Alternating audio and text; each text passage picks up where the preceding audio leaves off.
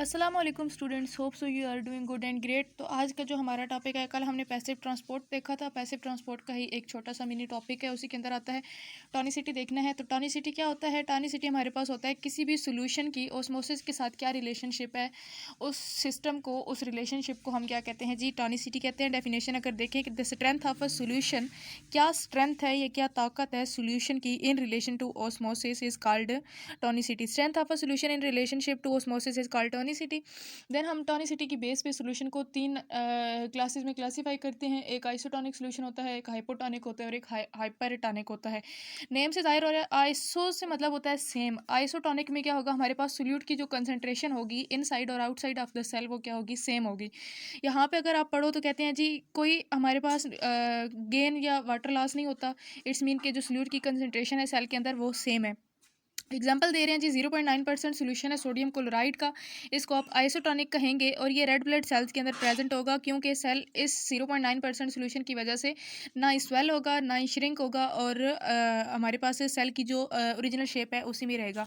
Next जो हमारे पास आता है वो हाइपोटोनिक सोल्यूशन है। हाइपोटोनिक जैसे कि नेम से जाहिर हो रहा है, इसमें क्या होगा कि जो सोल्यूट होगा उसकी मिकदार क्या होगी? कम होगी, और सॉल्वेंट की मिकदार क्या होगी? ज़्यादा होगी। सॉल्वेंट क्या होता है जी? वाटर हमारे पास सॉल्वेंट होता है, सोल्यूट कोई भी हम कर सकते हैं।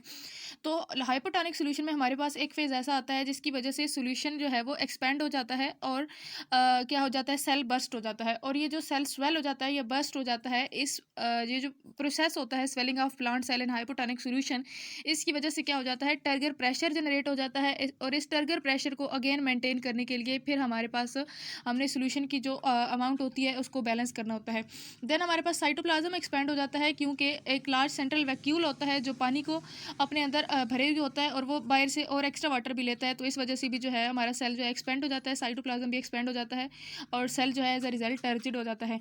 देन थर्ड पे हमारे पास हाइपरटोनिक सोल्यूशन आ जाता है। हाइपरटोनिक में क्या होगा कि बहुत ज़्यादा अमाउंट ऑफ हाइपर से आपको पता है, तो ये बात आपके माइंड में होनी चाहिए कि बहुत ज़्यादा अमाउंट ऑफ सोल्यूट होगी as compare to the solvent. और जब बहुत ज़्यादा अमाउंट ऑफ सोल्यूट हो जाएगा तो एज अ रिजल्ट क्या होगा कि प्लांट क्या होगा? हाइपरटोनिक सोल्यूशन में जो वो अपना पानी जो है वो वाटर लॉस कर देगा और अपने सराउंडिंग में, और क्या करेगा जी? हमारे पास इसका जो कंटेंट है वो श्रिंक हो जाएगा।